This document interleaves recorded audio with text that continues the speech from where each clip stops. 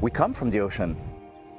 Life came out of the ocean, and so it means everything to me. It's first of all, the planet is covered by the ocean, 70%, and it's absolutely fascinating. We depend on it. Life essentially depends on it, so it means everything. 3, 2, 1. The ocean is all around us, and everything ends up in the ocean. We see all of these emerging problems, pollution, emerging organic contaminants going to the ocean, the plastics.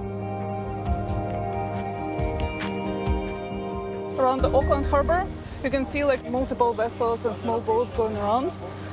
And all those vessels and boats, potentially they can be floating vectors of different species that might hitchhike on the hulls of those vessels. And those species, not all of them, they are good for our environment.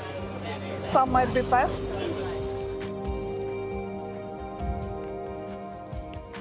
We use a manta trawl, which is a device that was designed to target surface water samples for microplastics specifically. And so it's a modified plankton trawl. 40 seconds.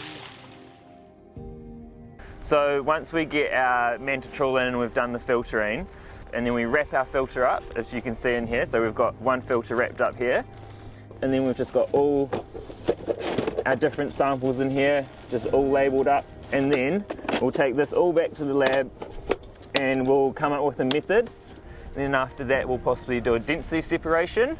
So that's where we use a special density solution that hopefully floats the microplastics to the top, so that we end up with this nice separation. Then we can pour the plastics off the top onto a new filter, and then we can take that under the microscope, and it's ready to start analysing, counting the plastics and finding out their polymer type, and then our results are our results, so yeah.